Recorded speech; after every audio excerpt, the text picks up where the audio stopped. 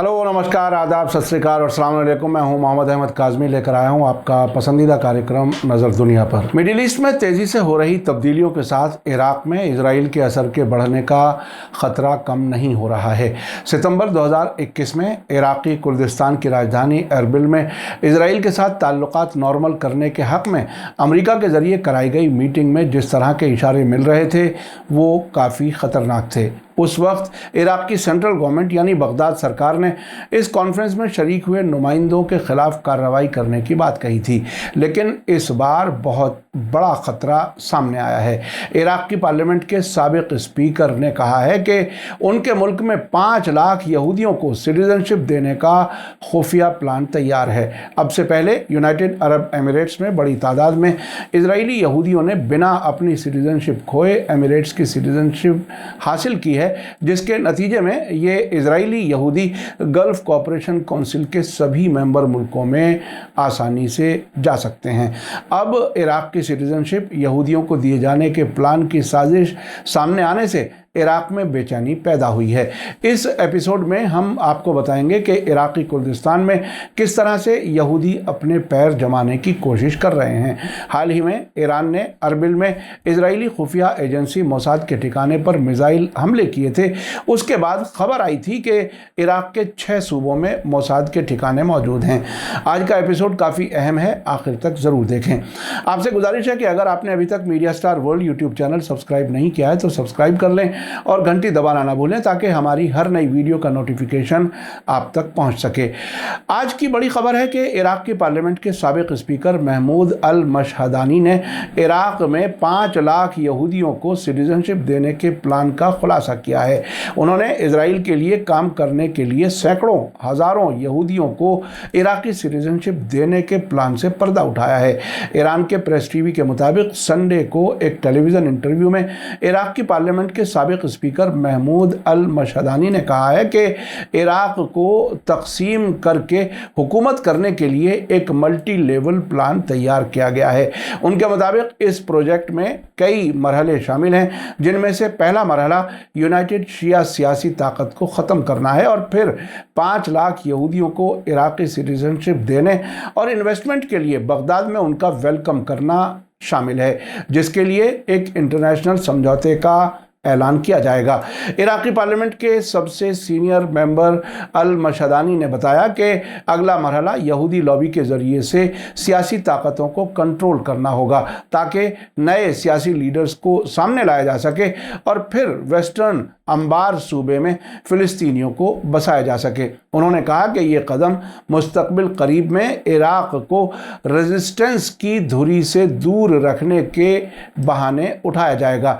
Parliament के साबिक़ speaker Mahmood अल मशहदानी ने ये बात तफसील से नहीं बताई कि आखिर इतनी बड़ी तादाद में यहूदियों को सिटीज़नशिप देने के प्लान पर कैसे अमल किया जाएगा। आपको बता दूं कि सद्दाम हुसैन के ज़माने में बड़ी तादाद में फ़िलिस्तीनी लोगों ने इराक़ में पनाह ली हुई थी।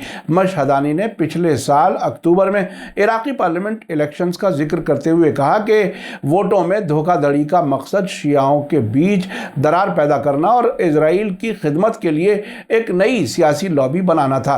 इराक़ में कई सियासी पार्टियों और उनके सपोर्टर्स ने अक्टूबर के इलेक्शन के नतीजों को एक बड़ी धोखाधड़ी बताते हुए खारिज कर दिया है।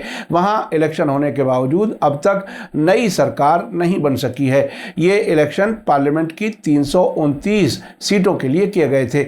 आपको बता दूं कि अक्टूबर 2021 में हुए इन इलेक्शन रिजल्ट्स के मुताबिक फतह कोalition को 2018 की 48 सीटों के मुकाबले में सिर्फ 15 सीटें मिली थीं। इस बीच काफ़ी असर रखने वाले मुख्तदार सदर के सायरून अलायंस ने सबसे ज़्यादा 70 सीटें हासिल की थीं। इराक़ की पार्लियामेंट के इलेक्शन अपने शेड्यूल के मुताबिक 2022 में होने थे, लेकिन इक़्तिसादी सुधारों, बेहतर पब्लिक सर्विसेज और हुकूमत के संस्थानों में बेरोज़गारी और करप्शन के ख़िलाफ़ 2019 में बड़े पैमाने पर प्रोटेस्ट होने की वजह से इलेक्शन को जल्दी कराया गया था। फतह अलायंस के सरबराह हादी अल आमिरी ने उस वक्त कहा था कि यकीनी तौर पर इलेक्शन में धोखाधड़ी हुई है। साथ ही उन्होंने जोर देते हुए कहा था कि इजराइल के दखल के इम्कान से इनकार नहीं किया जा सकता। इलेक्शन धोखाधड़ी साइबर स्पेस के जरिए से की गई है और इसका मकसद इराक में घुसपैठ करना है और हम इजराइल के दखल से इनकार नहीं करते हैं।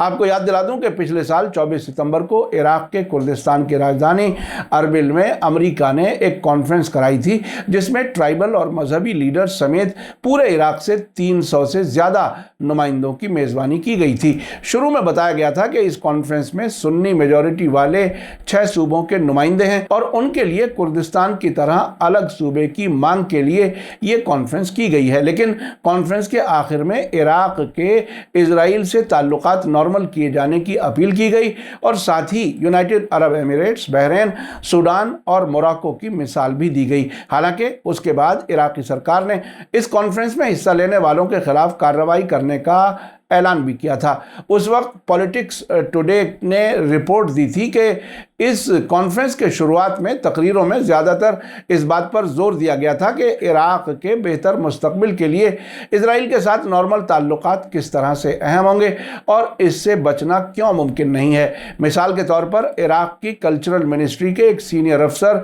सहर करीम अल ताई ने इशारा दिया था कि इजराइल एक ताकतवर मुल्क है जिसके अमेरिका और बाकी दुनिया के साथ मजबूत ताल्लुकात हैं और इराक इसे अनदेखा नहीं कर सकता। उन्होंने कहा था कि किसी भी लोकल या गैर मुल्की ताकत को इसको रोकने का हक नहीं है। इसके अलावा अंबार सूबे के एक नुमाइंदे शेख रिसान अल हलबौसी ने कहा था कि इजराइल के साथ ताल्लुकात को नॉर्मल किया जाना एक ज़रूरत है। वाशिंगटन में मौजूद अरब सेंटर की वेबसाइट के मुताबिक 24 सितंबर को अरबिल में होने वाली कॉन्फ्रेंस में हिस्सा लेने वाले ज़्यादातर इराक के 6 सुन्नी मेजॉरिटी वाले सूबों से थे। इस मीटिंग में सुन्नियों के लिए कुर्दों की तरह का एक अलग स्टेट हासिल करने का फैसला लिया जाना था।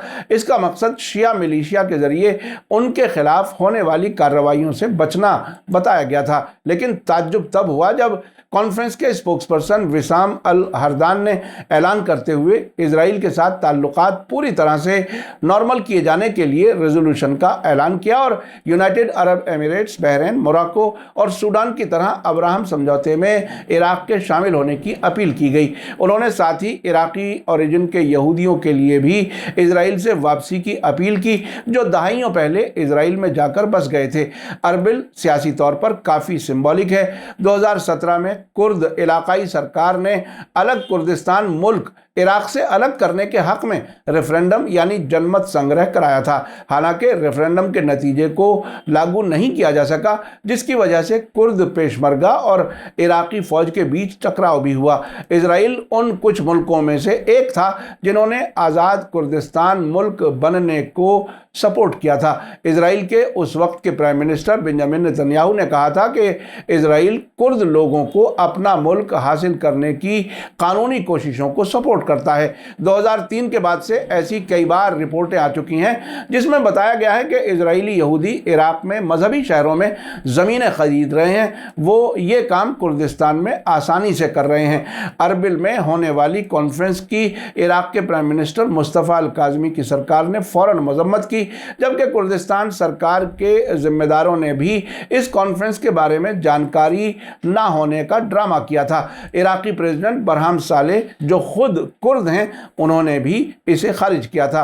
टाइम्स ऑफ इजराइल ने उस वक्त खबर दी थी कि अमेरिका के थिंक टैंक के जरिए की गई कॉन्फ्रेंस की इराकी सरकार ने मजम्मत की है। इजराइल के हिस्टोरिक दुश्मन इराक में अपनी तरह की पहली पहल में, जहां उसके दुश्मन ईरान का मजबूत असर है, कॉन्फ्रेंस की गई है। ये कॉन्फ्रेंस सिविल सोसाइटी के ग्रुप्स के बीच ताल्लुकात बढ़ाने और इजराइल अरब ताल्लुकात बेहतर करने के लिए काम करने वाले न्यूयॉर्क में मौजूद centre for piece communication CPC ने कराई थी।